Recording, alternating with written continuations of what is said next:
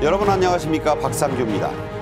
우리의 안보 기밀이 담긴 미 국방부 문건이 일개 미국 사병에 의해 유출된 사건을 계기로 한미일 3국의 정보 공유 동맹을 미국과 영연방 국가들의 이른바 파이브 아이스급으로 격상하는 문제가 이번 한미 정상회담에서 심도 있게 논의될 것으로 알려졌습니다. 할머니들이 손주들을 무릎에 앉히고 동화를 들려주던 풍습이 우리나라의 전통 이야기를 세계에 알리는 예술로 거듭나고 있습니다. 문체부도 이 이야기 할머니들의 창작과 예술 활동을 신사업 차원으로 적극 지원할 방침입니다. 김현주 시사평론가, 배종찬 인사이트 K 연구소장과 함께 얘기 나누겠습니다. 어서 오십시오. 안녕하세요. 안녕하십니까? 네. 오늘의 첫 주제입니다. 윤석열 대통령이 오는 26일부터 시작될 미 국빈 방문에서 포괄적 사이버 안보 협력에 관한 문서를 바이든 미국 대통령과 논의해서 채택할 것으로 전해졌습니다. 미국과 영연방 4개국의 이른바 파이브 아이즈에 비견되는 한미일의 3 아이즈. 먼저 영상으로 만나보시죠.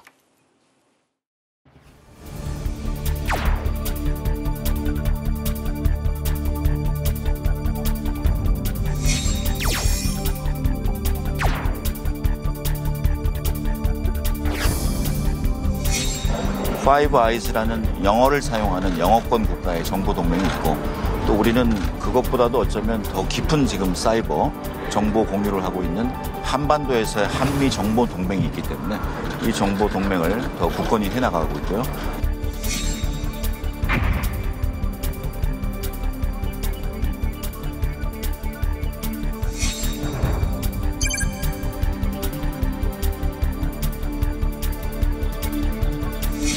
그리고 앞으로 긴밀한 공조 약속. 그래서 어떤 경우에도 양국이 신뢰와 믿음을 흔들리지 말자.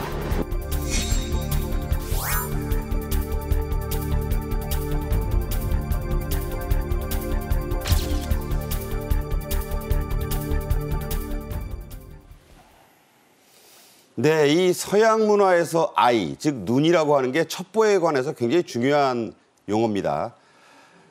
세계를 감시하는 미국의 첩보위성 이름이 아르고스인데 이게 100개의 눈을 가진 괴물을 지칭하는 것에서 유래됐는데요. 세계의 눈이라고도 직역되는 가칭 한미일 3 아이즈에 대해서 한미 정상회담 사전조율차 미국을 방문한 김태효 국가안보실 1차장의 발언 직접 들어보겠습니다. 그리고 앞으로 긴밀한 공조 약속. 그래서 어떤 경우에도 양국이 신뢰와 믿음을 흔들리지 말자. 그리고 더 굳건히 하는 계기로 삼자에 대해서는 인식이 확고하게 일치했습니다. 미국과 정보 강화에서 있어서 파이브 아이즈급으로 좀 수준을 올릴 수도 있다, 이런 얘기도 나오는데 실제 그런 수준까지도 논의가 되고 있는 건가요? 파이브 아이즈라는 영어를 사용하는 영어권 국가의 정보 동맹이 있고, 또 우리는 그것보다도 어쩌면 더 깊은 지금 사이버 정보 공유를 하고 있는 한반도에서의 한미 정보 동맹이 있기 때문에 이 정보 동맹을 더 굳건히 해나가고 있고요. 또 이 한미 정보 동맹에 어떤 파트너들을 추가로 초대할 것이냐, 거기에 대한 논의도 앞으로 이루어질 것이라고 생각됩니다. 사실 우리나라와 일본, 독일을 파이브 아이즈에 넣자는 얘기는 지난 2021년 미국 하원에서도 깊숙이 논의된 적이 있습니다. 그러다가 중국이나 러시아로의 정보 유출, 그리고 당시 문재인 정부의 다소 소극적인 태도 등으로 무산된 바 있는데요. 이번에 논의되는 가칭 3 아이즈, 어떤 거라고 봐야 됩니까?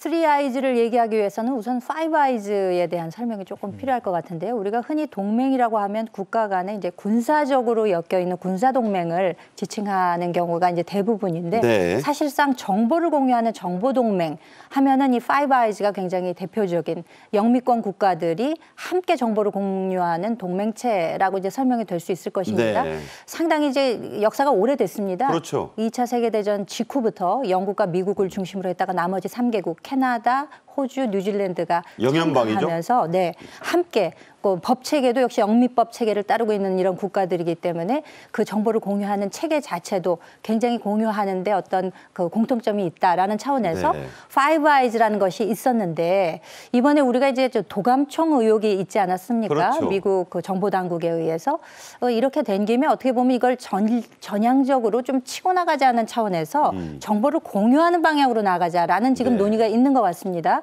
그렇게 된다면은 기존의 한미 간 또 미일 간에 있던 이런 정보 공유의 어떤 네트워크를 한미일로 삼국 정보 협력체를 만들자. 그래서 기존에 있던 파이브 아이즈에 비견하는 네. 쓰리 아이즈가 우리 동북아에서 형성될 것이 아니냐라는 지금 예측이 나오고 있는 것이죠. 네, 세계의 눈입니다.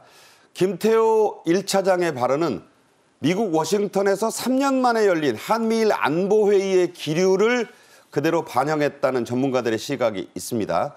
이 회담에서도 한미일 국방당국들 간의 소통과 협력을 좀 강화하자 이런 논의가 있었다고요? 그렇습니다. 뭐 정보 공유 동맹, 쓰리아이즈도 이야기지만 이미 한미일 간의 안보회의가 열렸고 여기에서도 이미 안보 협의체가 있습니다. 근데 이제 대체로 이 기능은 어떤 기능이냐면 기존에 이제 북한 미사일에 관련돼서 방어 또 정보를 실시간으로 교류를 하고 있고요.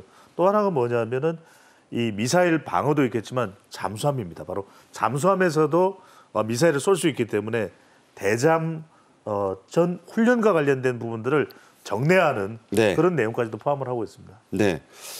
이 한미일 쓰리 아이즈 동맹이 만약에 출범을 한다면 군사 정보가 물론 중요하겠지만 군사 정보만 포함되는 건 아니라고요? 아무래도 뭐 사이버 정보를 포함해서 포괄적 개념으로 좀 발전이 되지 않을까 이제 이렇게 예측이 되는데요.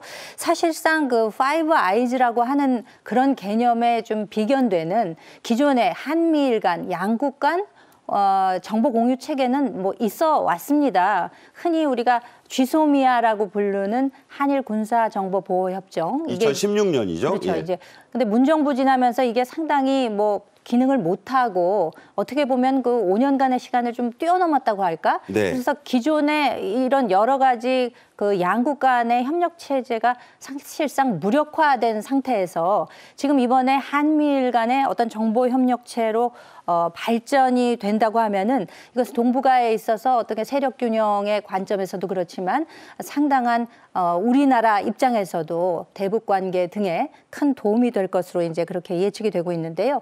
기존의 이 파이브 아이즈라고 하는 것은 그 네트워크로 에셜론이라는 것이 있습니다. 그 뭐 이제 첩보 영화에도 실제로 등장하는 이름이거든요. 네, 이런 네트워크를 통해서 주로 사람을 통해서 수집되는 정보라고 하죠. 휴민트라고 휴민트, 하는 거. 예. 그리고 이번에 많이 말이 나오지 않았습니까? 그 신호 정보, 시긴트라고 하는 거. 시그널. 네. 예. 그래서 이런 것들을 모두 공유하고 있는데 그 급 어떻게 보면 그보다 심화된 개념의 네. 그 3Is가 가능하지 않을까라는 지금 예측을 하고 있습니다. 사실상 작년에 윤석열 대통령 취임 직후에 바이든 대통령이 내한을 해서 정상회담을 하지 않았었습니까?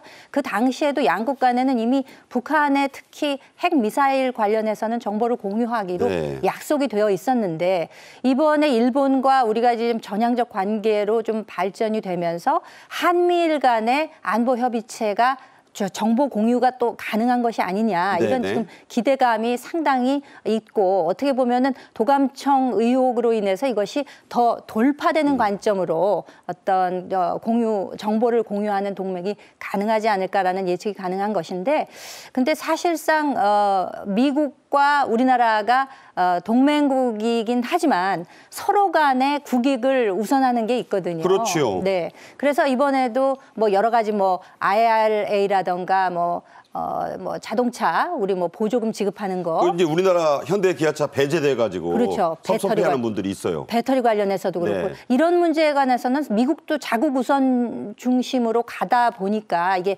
양국 간의 이해가 충돌하는 면이 있는데 이거는 지금 정보 공유를 하는 입장에서는 한미일 3국이 서로 간에 이제 도움이 된다라는 네. 차원에서 조금 더 이렇게 좀 쉬운 그 방면이 있거든요. 그렇기 때문에 더욱더 이것이 이제 돌파하려는 의도가 3국에서 공통적으로 갖고 있는 것이 아닌가 이런 생각이 듭니다. 네. 앞서 김현주 평론가도 좀 말씀을 하셨지만 이 Three Eyes의 모델이라고 할 수 있는 Five Eyes. 이게 이제 첩보 영화에도 사실 많이 나왔던 그런 것이고 뿌리가 아주 깊습니다. 구체적으로 좀 논의를 해주시죠. 그렇습니다. 이게 아이즈라는 것이 이제 정보를 의미하는 것이고 우리가 007, 007 영화에도 많이 나왔는데 5개 국가가 미국과 영국 그리고 영연방 국가입니다. 그러니까 캐나다는 바로 또 미국과 이웃하고 있지 않습니까? 그렇죠. 그리고 또 남반구에서 아주 규모가 큰 영향력을 행사하고 있는 국가가 바로 호주 바로 옆에 있는 국가가 또 뉴질랜드니까 기밀 정보 공유 공동체입니다. 그러니까 세계에서 영어를 쓰는 주요 5개국이에요. 그렇습니다. 이게 이제 단순히 이제 잉글리시 스피킹 영어권 국가 이상의 의미가 있는 것이 이들 내에서는 이제 정보를 공유한다라는 것이거든요. 네. 근데 이게 왜 중요하냐면 정보를 공유하기 때문에 미국은 별도로 영국이나 이 영연방 국가들을 대해서 캐나다, 호주, 뉴질랜드에 대해서 감청을 할 필요가 없는 겁니다. 안 하죠. 그렇죠. 해제돼 있죠. 그러니까 우리가 결과적으로는 이제 현대전은 정보전입니다. 이제는 미사일 드론도 중요하지만은 정보가 사실상 전쟁의 판세를 다 결정하거든요. 그렇죠. 그런데 이때 이제 자꾸만 우리가 유독 불거지는 것이 바로 뭐 감청이다 뭐 이런 이야기 나오는데 이걸 우리가 이제는 더 이상 우려할 필요가 없습니다. 여기 정보 공유체가 되면은 이 정보 공유체 내에서는 서로 간에 감청이 없어요. 네. 서로 공유를 하기 때문에 그런 만큼 훨씬 더 안전하고 단단한 공유체가 될 수가 있는 것이죠. 그러니까 정보 공유와 감시를 금지한다는 그렇죠. 협약이 이 파이브 아이즈 국가들 내에서는 맺어져 있는 거 아니에요? 자동적으로 돼 있겠죠. 그러니까 네. 한국이나 일본이 포함이 된다면 마찬가지로 똑같은 조건 내에서 정보 공유는 하되 감청은 금지하는 이것이 포함이 되겠죠. 네. 윤석열 대통령도 후보자 시절에 이 파이브 아이즈에 대해서 우리나라도 적극 가입을 검토해야 한다고 했었습니다. 2021년 9월 23일에 열렸던 국민의힘 후보 TV토론회에서 그런 얘기가 나왔죠. 그렇습니다. 그 윤석열 대통령은 사실 그 후보 시절부터 특히나 북핵 미사일 국가 안보 이런 것들 굉장히 강조를 해왔고 자유세계 또 시장 경제를 주축으로 하는 이 서방 국가와의 연대 이런 굉장히 강조를 해왔습니다. 특히 우리 방어를 위해서는 주권적 결단을 하는 데 있어서는 강하게 나갈 필요가 있다라는 것을 상당히 강조를 해왔기 때문에 네네. 어떻게 보면 그것과 맥락을 같이 해서 파이브 아이스에도 가능하다면 참여를 검토할 수 있다 이렇게 일관되게 주장을 해오고 있었죠. 앞서도 제가 짧게 말씀을 드렸었는데 실제로 2021년 이 파이브 아이즈 가입을 미국 하원에서 여기에 우리나라와 일본, 독일까지 한번 넣자 이런 얘기를 심도 있게 추진하다가 이게 무산이 됐었거든요. 그렇습니다. 그때 이제 이유는 여러 가지가 있었는데 진짜 이유는 뭐였나요? 진짜 이유는 이제 중국이죠. 중국인 것이 결국은 회원국들의 동의가 이제 이 최고 기밀을 공유하기 위해서는 필요한데 한국이 가입을 하기 위해서는 한국 관계가 완전한 동의가 관계 가입에 있어서는 완전한 동의가 관계인데 나머지 회원국들이 다 동의해야 되고. 그렇죠. 근데 우리가 이제 안보는 미국과 실제 미국과의 그 동맹 관계는 그 무엇보다도 중요하죠. 근데 우리가 경제가 중국과 걸려 있습니다. 네. 그러다 보니까 2021년에 이 바이든 행정부에서도 논의는 됐는데 하원 군사위원회에 있어서 정보위원회에서도 권고가 들어왔어요. 네네. 우리가 차마 이때가 문재인 정부 때인데 하지 못한 이유가 뭐냐면 바로 중국이거든요. 네. 이게 파이브 아이즈가 결국 중국에 대항하는 정보 공유 동맹체의 성격이기 때문에 우리로서는 너무 부담이 됐던 거죠. 그래서 결국 가입을 못했던 겁니다. 그러니까 미국 하원에서도 자, 다 좋은데 이렇게 한국과 정보를 공유했다가 예. 그 정보가 중국으로 넘어가고 러시아로 넘어가고 나아가 우회해서 북한으로 안 간다는 보장이 있느냐 이런 논의가 반발이 제기된 거 아니에요? 그렇죠. 그 가능성을 배제할 수가 없었던 거죠. 그만큼 우리나라로서도 그 당시에는 중국과의 관계도 상당히 중요했기 때문에 바로 그런 부분 때문에 미국에서는 한국 입장이 난처할 것이다. 바로 그 부분 때문에 한국 가입이 추진이 안 됐던 거죠. 당시에 그 문재인 정부 2021년이었으니까 예. 소극적이었어요. 이거에 적극적으로 가입하자는 논의도 있었지만 그게 그냥 흐지부지 되고 말았었는데 그건 또 왜 그렇습니까? 그럴 수밖에 없었던 이유로는 계속해서 등장할 수밖에 중국과의 관계입니다. 그러니까 문재인 정부에서는 중요 외교 상대 국가가 중국이었거든요. 그런 만큼 이것을 미국의 의사대로 추진할 수 없었던 그 배경이 깔려 있었던 것이죠. 네. 실제로 우리나라가 파이브 아이즈에 합류했을 때 중국이 민감하게 나올 것이다.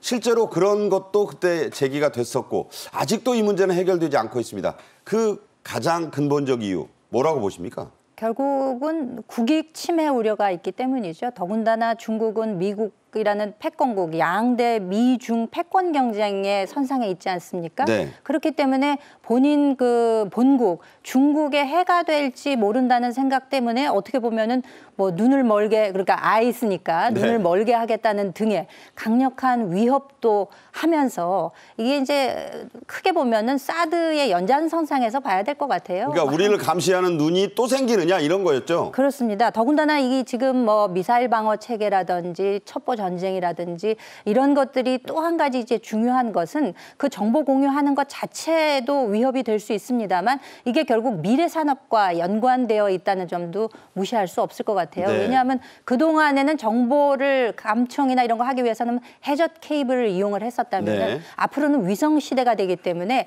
이게 이제 전략 산업이자 미래 산업 아니겠습니까? 그렇게 되면은 앞으로 추가해서 뭐 4개국을 추가해서 뭐 나인아이스 이제 그러니까 이런 나인아이스 이야기가 나오고 얘기 있는데, 나와요? 네, 그 한국, 일본, 인도, 독일입니다. 네네. 이 국가들이 모두 보면 정보 기술 선진국들이거든요. 그렇죠. 그렇기 때문에 그 대상에 포함되는 것이고 만약에 파이브 아이스가 나인아이스까지 확대가 된다면 어떻게 되겠어요? 감시망이 더 촘촘하게 되니까 중국으로서는 정말 어디 사방군데 돌아봐도 본인 친구는 없고 전부 적으로 이를테면 생각하는 그런 국가들이 하나의 연합체를 형성하는 그런 형국이 되는 거 아니겠습니까? 그렇기 때문에 중국에서는 민감하게 반응할 수밖에 없는 것이죠. 그때 나왔던 우스갯소리도 제우스 신의 바람길을 막기 위해서 그 헤라 여신이 아르고스에게 감시를 맡겼는데 눈이 9개나 우리를 보게 되면 너무 힘들다.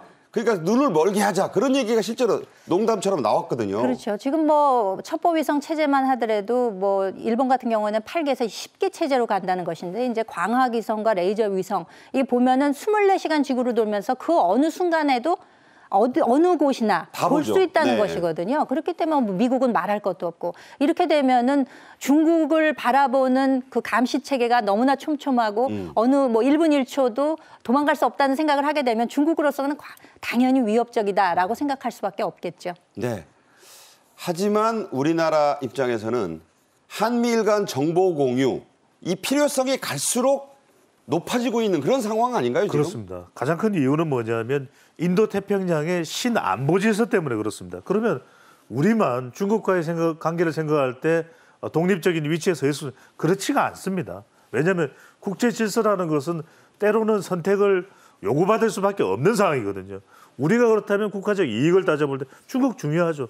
러시아도 필요할 때도 있습니다. 하지만 더 중요한 것은 미국과의 관계입니다. 네. 그러면 이 북중러가 더 결속을 하고 있는 상황에서 우리만 그러면 왜 따로 독립적으로 서 있을 수 있는가? 그런 상황이 안 됩니다. 네. 이거라는 것은 한 나라만으로 독립적으로 서 있을 수는 없는 것이거든요. 그러면 이럴 때 중요한 것이 뭐냐? 미국과 어차피 동북아 이 지정학적 환경 속에서는 일본과 정보 공유를 안 할 수가 없습니다. 네. 북한 미사일 대응을 보더라도. 네. 그렇다면 더 시간이 지나면 지날수록 김태호 국가안보실 1차장도 강조하고 있지만 한미일 공조는 그래서 더 필요하고 우리에게는 기묘하다라고 볼 수가 있는 것이죠. 네.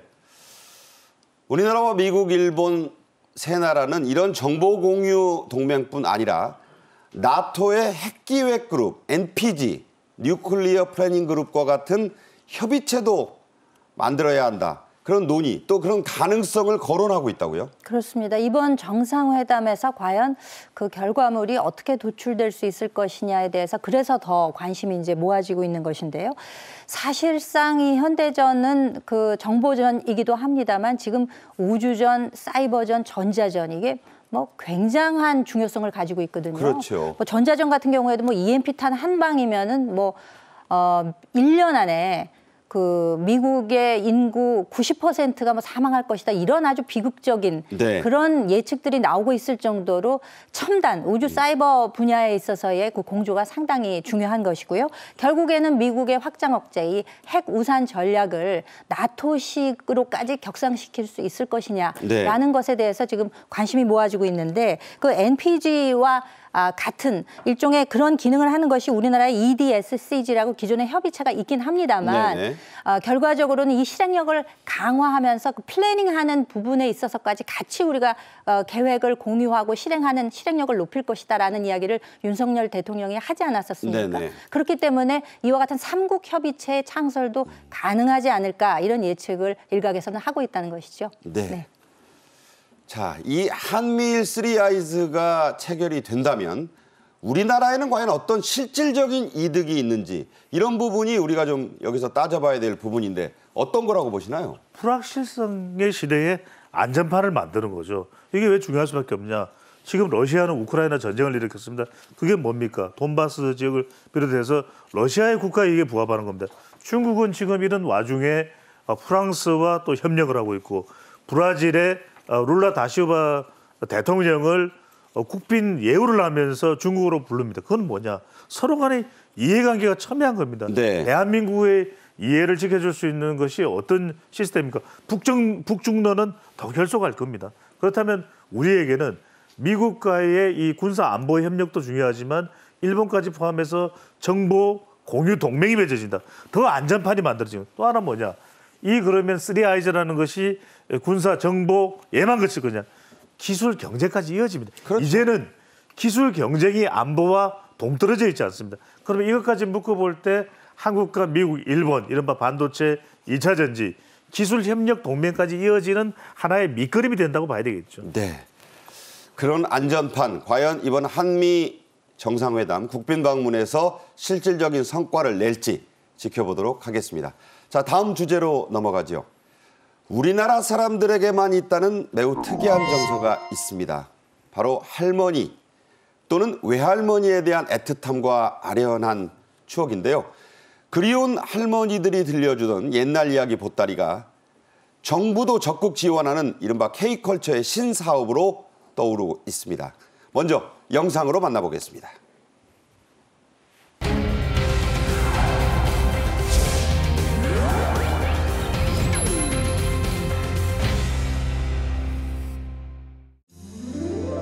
즐거운 이야기 재미있어요. 생각을 키우는 옛날 이야기.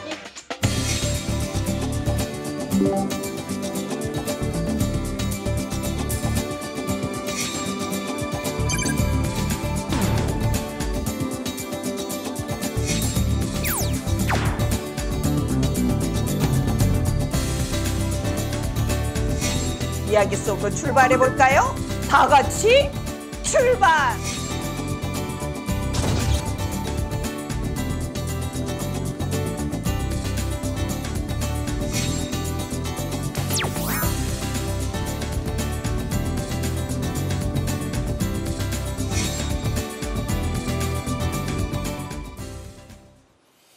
네. 지금 영상에 나온 분들을 과연 할머니라 부를 수 있을지 싶긴 하지만 분명히 할머니들이 맞다고 합니다. 요즘 이분들 사이에 엄청나게 인기몰이를 하고 있는 직업이 있다고 하는데 3,000명이 훌쩍 넘는 경쟁자들이 지원해서 무려 경쟁률은 7대1에 육박한다고 합니다. 자, 어떤 겁니까?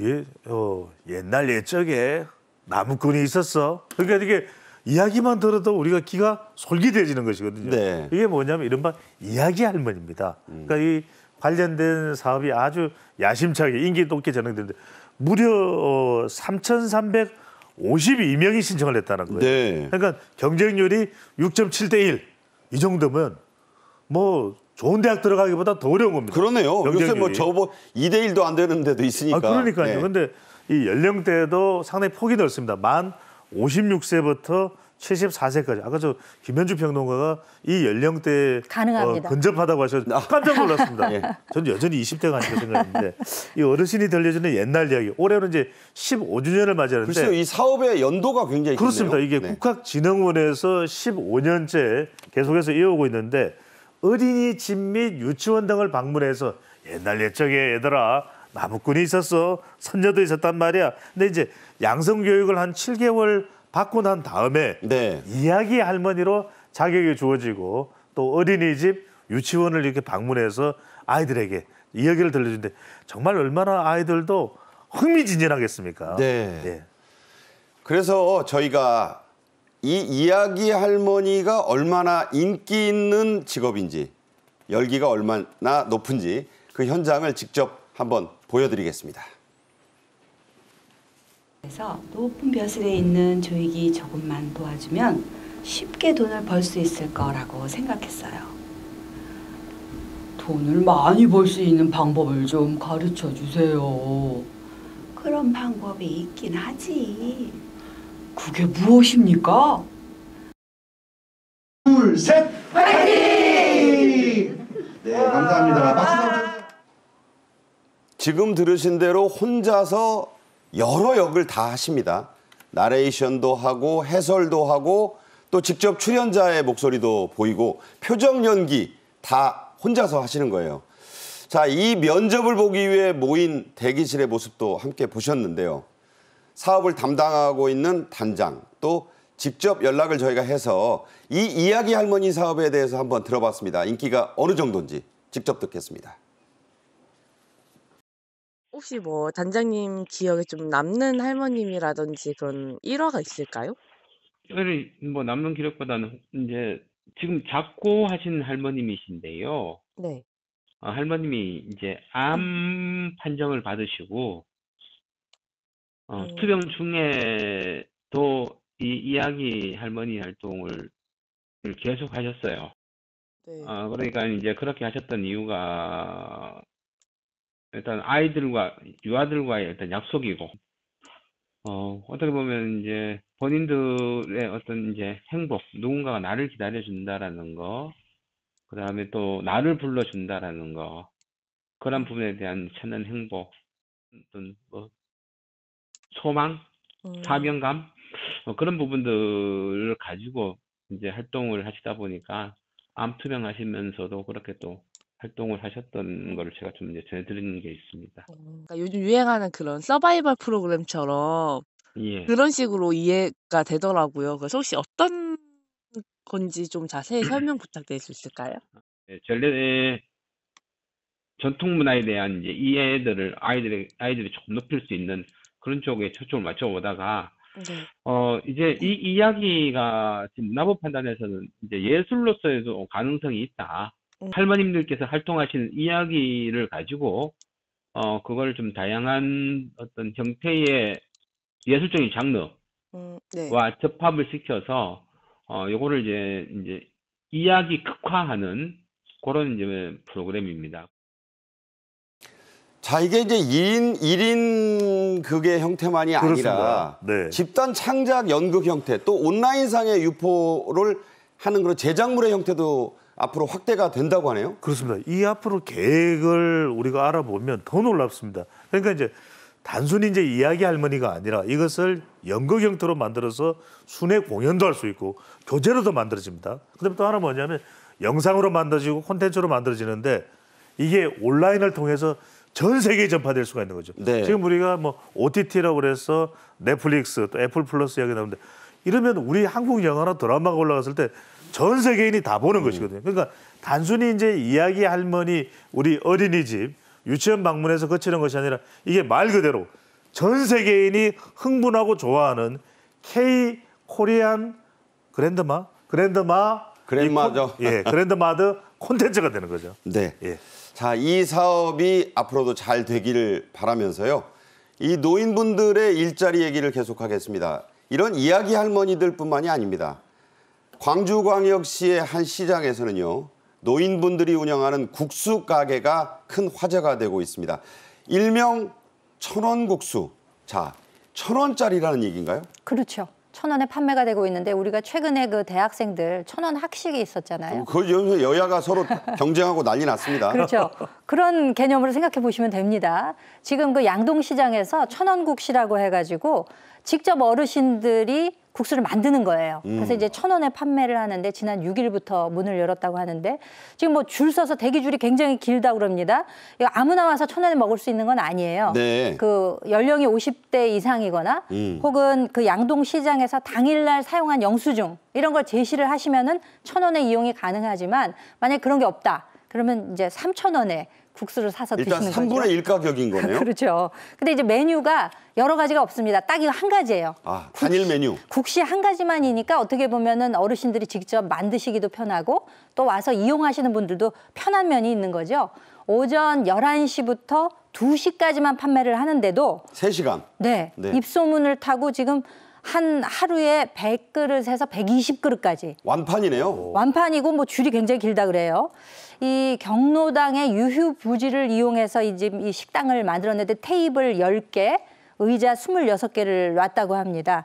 그 주변에 계신 상인분들도 여기 와가지고 많이 드신다 그래요. 그렇겠어요. 뭐 요새 1,000원짜리 가지고 먹을 수 있는 점심이 어디 있습니까? 없죠. 뭐 애들 과자 아이스크림 살래도 1,000원짜리 한 잔 가지고는 어려운데 이 광주 서구에서 상당히 기획을 잘한 것 같습니다. 그 시니어 클럽에 계신 분들 직원을 한 분 이렇게 모시고 나머지 분들은 이제 전부 어르신들 이렇게 모셔가지고 하는데 예산을 5,400만 원을 지원을 했다 그래요. 그러니까 노인 일자리 창출도 되지만 어떻게 보면 양동시장에 와가지고 많이 좀 그 시장 활성화해 주세요. 그러니까 일단 영수증 또 가지고 가셔야 되니까. 그렇죠. 네. 그런 면에서도 좀 도움이 되는 겁니다. 그래서 시니어 클럽에서 직원이 한 분이 나오시고 나머지 60대 이상 25분이 4-5시간씩 이제 교대로 돌아가면서 이제 근무를 하는데 이분들이 이제 노인 일자리가 되려면 급여가 있어야 될 거 아닙니까? 그렇죠. 근데 평균적으로 한 달에 약 35만 원 정도를 수령해 가신다고 하니까 뭐 정말 누이 좋고 매부 좋고 일석이조가 아닐 수가 없는 거죠. 뭐 3시간씩 봉사하는 마음으로 하시고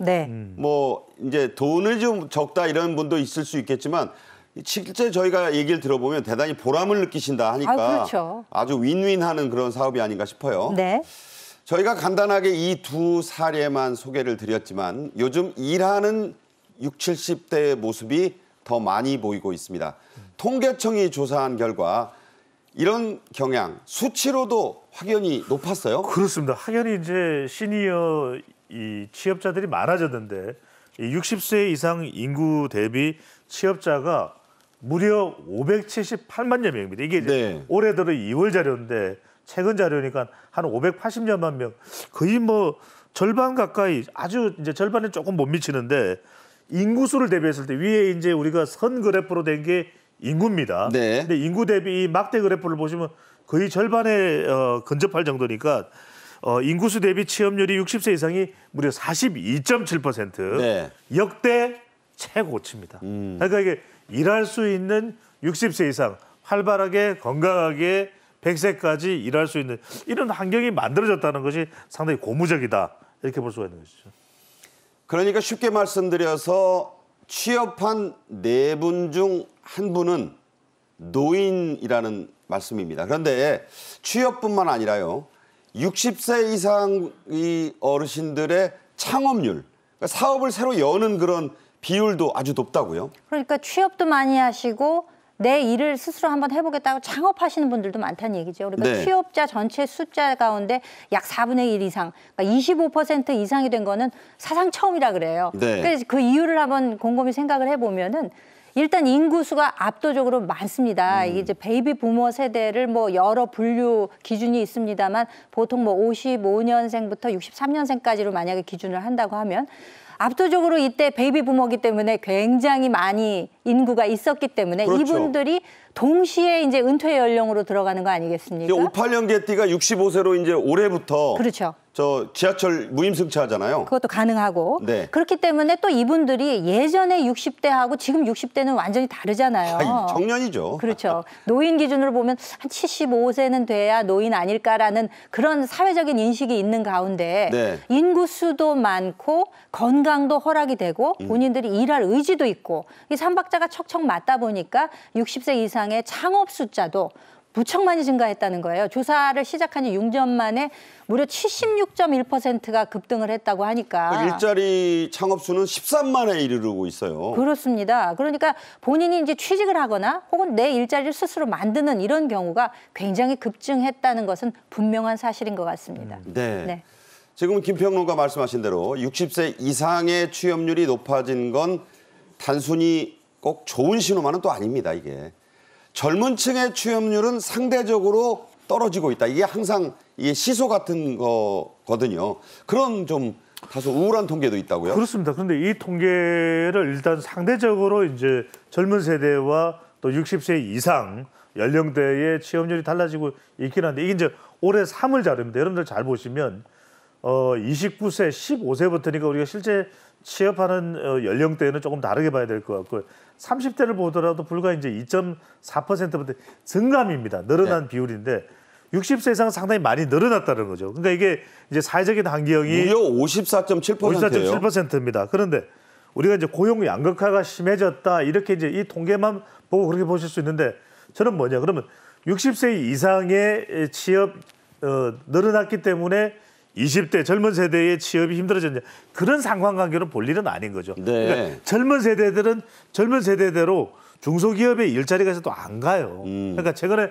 그런 경향성이 있기 때문에 젊은 세대 이 MZ세대를 위한 이 취업 대책은 정부가 따로 세울 필요가 있는 것이고 말하자면 자칫 우리가 이런 통계에 대한 착시를 일으키면 어르신 때문에 젊은 세대들이 취업 못하고 있어 이렇게 적대시 그러니까 볼 건 아니라는 거죠. 그 일자리를 갖고 집안에서 아버지와 아들이 경쟁하는 구도는 아니다. 그러니까요. 네. 자꾸만 우리가 그렇게 비교하고 정치적으로 해석해버릴 것이 아니라 아니 60세 이상의 일자리가 늘어나는 건 또 그들이 일하는 자리는 또 다른 특징적인 새롭게 또 개척을 하시는 거고. 그렇죠.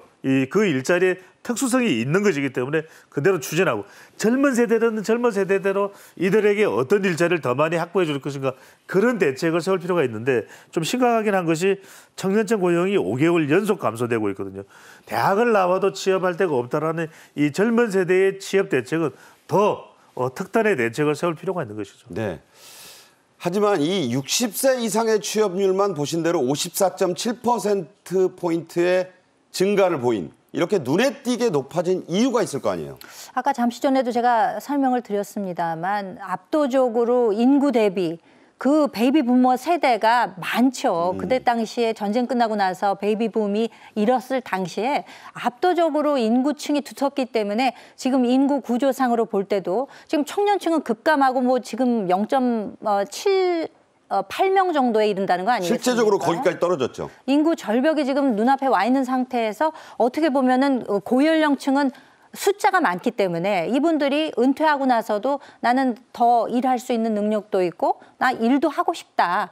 이런 것들이 맞물리면서 이분들이 이제 취업하고 창업을 했다는 것인데 물론 일자리의 특성으로 볼 때는 청년층이 취업하고자 하는 분야하고는 조금 그 거리가 있는 것이 사실입니다. 또 양면성도 가지고 있어요. 네. 60대 넘어서 내가 은퇴해야 될 나이에 이제 좀 편하게 쉬어야 되는데 이때까지도 일을 해야 되나? 또 먹고 살려면 일을 해야지 이렇게 하시는 분들도 계시거든요. 네네. 그렇기 때문에 양면성이 있는 것은 분명히 우리가 부정할 수 없는 사실이긴 합니다만 일단 60대 이상의 이렇게 많은 취업자 수의 증가로 이어지고 있다면은 이것을 사회 현상의 하나로 보고 이에 대한 대책도 또 정책도 이렇게 뒷받침이 되어야 되는 것이 아니냐 이런 생각을 해보게 됩니다. 지금 뭐 프랑스에서는 62세인 그렇죠. 그 연금 연령을 64세로 높이는 거 가지고 지금 난리가 났잖아요. 그렇죠. 어찌 보면은 그 타산지석으로 삼을 부분도 있고 지금 네. 말씀하신 대로 이 원래 많이 났던 그때 났던 인구 정책 구호가 덮어놓고 났다 보면 거짓골을 못 면한다. 그렇죠. 그때 태어난 분들이에요, 사실은. 그렇죠. 근데 또 우리 산업화에 중동이다 뭐다 해서 많이 기여하신 분들이라 네. 또 이분들이 일을 하시는 것 자체를 나쁘게 볼 수는 없는 거 아니에요? 그렇습니다. 그리고 어떻게 보면은 그 꾸준히 일을 하는 것이 건강 유지에도 도움이 되고 세계 장수촌을 보더라도 끊임없이 움직이고 일하는 것이 건강에 도움이 된다. 이제 이런 측면도 있습니다만 말씀하셨다시피 지금 프랑스 같은 경우에는 우리와 문화는 좀 다릅니다. 네. 은퇴하고 이제 그 사람들 해외여행 다니면서 이렇게 연금 받아서 그런 생활을 하고자 하는 분들이 많은 네네. 것이고 우리는 그와는 다르게 그래도 뭐 내가 일할 수 있으면 바지런히 일을 해야지라는 이런 관념을 가지고 계시는 분들이 많은 것은 사실입니다만 그럼에도 네. 노인층이 되어서까지 이제 일을 이렇게 할 수밖에 없는 형편에 있는 분들도 계시다는 점에 대해서는 좀 주목을 해야 되지 않을까 싶습니다. 네. 그런데 또 한편으로는요. 일하는 사람은 늘었지만 취업지원센터의 노인 구직률 이건 또 떨어지고 있다고 해요. 그렇죠. 얼마나 이 취업지원센터의 이 지원 자체가 효율적이냐 이 부분도 좀 볼 필요가 있어요. 그 눈높이가 다를 수도 있거든요. 네. 그러니까 이제 보다 더 이제는 일하려고 하는 사람들이 현격하게 다양한 경력을 가지고 있는 사람들이 많아졌기 때문에 그만큼 좀 맞춤형 일자리를 확보할 필요가 있을 것 같고요. 또 아직도 모르시는 분들도 많아요. 그러니까 누가 어떤 분들이 이런 취업 지원의 기회를 원한다고 하는 거 센터에 대해서도 역할에 대해서도 좀 더 홍보를 강화할 필요가 있겠죠. 네. 여기서 또 중요한 포인트가 하나 있습니다. 60세 이상 분들과 70세 이상 분들의 이 구직 포인트가 좀 다르다는 거예요. 워라밸, 즉 일과 삶의 균형을 맞추려는 모습이 꼭 젊은 층에만 있는 건 아니라고요? 그렇습니다. 그래서 이제 민간형 일자리보다는 오히려 이런 공익적 사업 이런 데 가가지고 일하고자 하는 분들이 많은 것도 사실은 민간형 일자리에 가게 되면 전일제로 일을 해야 될 수 있지 않습니까? 그렇죠. 뭐 수입은 많아지겠지만 나는 그거 싫다. 너무 힘들다. 그렇죠. 네. 그 일하는 것과 내 그 자유 시간에 대한 밸런스를 좀 맞추겠다. 네. 이런 욕구가 있는 분들이 상당히 많다는 얘기가 되는 것이고 예. 또 그럴 것이 이제 기초연금 등 국가의 이제 복지 차원에서 제공되는 것들이 있기 때문에 그렇게까지 이제 돈의 중심을 놓고 생각하기보다는 내가 일하는 것에서 의미를 찾고 또 그에 적절한 급여를 받는 이런 식으로 이제 생각하는 분들이 많다는 뜻도 되겠죠. 그러니까 뭐 돈 많이 준다고 내가 막 그 내 여가와 나의 그 노령에 즐기는 시간까지를 포기할 수는 없다. 이런 분들도 만만치 않다는 얘기 아니겠습니까? 그렇죠. 물론 그중에는 개중에는 그럼에도 불구하고 내가 보다 좀 그 경제적인 거를 위주로 놓고 생활하고 또 그에 관해서 또 일자리를 선택하고자 하는 분들도 계시겠습니다만 네네. 대부분의 경우는 뭐 본인의 일자리로 인한 뭐 연금 소득 같은 것이 있는 분들도 있고 또 국가에서 보충해주는 복지 정책의 혜택을 받으시는 분들도 있기 때문에 네. 일을 하면서 적당히 내 자유 시간도 가지고 그러면서도 또 소득이 발생하는 이런 것들을 균형적으로 생각하는 분들이 그만큼 많다는 뜻도 되겠습니다. 네. 자, 이와 함께 사회적인 고령화, 초고령화가 우리가 이미 진행이 되고 있습니다. 그런 중에 파워 시니어, 즉 대학교를 나오고 또는 석사 이상 나오고 일정 회사의 임원도 한 그런 분들, 아주 이 조건이 좋은 노인들이 오히려 더 취업에 힘들어하는 그런 현상이 나온다. 이건 또 무슨 얘기입니까? 그럴 수밖에 없죠. 이제 대체적으로 나와 있는 일자리는 단순 노무직입니다. 네. 경비를 선다든지 아니면은 짧은 거리 내에서 물품을 이동한다든지 뭐 실버 택배 같은 거요? 그렇죠. 그런데 네. 우리가 얼마나 고학력 사회입니까? 그러다 보니까 지금 파워 시니어가 늘어나 상당히 많다 이런 이야기를 하고 있는데 2040년만 되면 고학력 노인 그러니까 대졸자가 뭐 한 600만 명 정도 된다. 그때는 너나 없이 대학을 보내는 게 최고의 목표였으니까. 그러니까요. 네. 뭐 다 해결해 볼 줄 알고 기업의 경영자 출신도 많은데 이런 경력이나 전문성을 고려한 그런 직종은 잘 없거든요. 그게 좀 더 다양할 필요가 있고 아까도 말씀드렸지만 취업지원센터도 단순 노무직만 있다 보면 우리가 방문하기가 좀 꺼려질 수도 있기 때문에 좀 더 이 고령 사회가 이제 다양해진다. 그러면 그 다양한 이 구직자들의 취향에 맞는 그런 일자리를 좀 확보할 필요가 있어 보입니다. 네. 자, 이 문제는요. 도시에 사는 분들과 농어촌 사는 노인들의 경우가 또 다르다는 데 있습니다. 정부의 복지 정책, 이런 일자리 정책의 효과가 닿지 않아서 더욱 그 농어촌 노인분들의 취업 문제 또 절실하고 시급한 측면이 있다고요? 그러니까 지역 균형 발전이라는 것이 이제 우리 국가 시책 중에 이제 하나 정책 근간 중에 하나인데 이런 것들이 여기까지 노인 일자리에까지 영향을 미치고 있다라고 봐야 될 것 같습니다. 어떻게 보면은 농어촌 지역에서 그 일하고자 의지를 가지고 있는 분들은 도시와 큰 차이가 없다 그래요. 네. 농어촌 그 노인 일자리 사업에 참여하고자 하는 분들의 비율이 21.9%. 그러니까 뭐 기존에 농업이나 어업에 종사하시는 분들 이외에도 네. 도시와 마찬가지로 이렇게 수요가 있는데도 불구하고 사실상 인프라가 부족하다 보니까 일할 기회가 도시만큼 많지 않다는 것이 이제 네. 지적이 되고 있는 것이죠. 이런 차원에서도 사실상 그 지역 균형 발전이라고 하는 것이 젊은 층의 일자리 창출에도 영향을 미칠 수 있습니다만 농노촌에 계시는 분들의 일자리와도 깊이 연관이 되어 있다는 점은 정부에서도 생각해 봐야 할 대목이 아닌가 싶습니다. 네.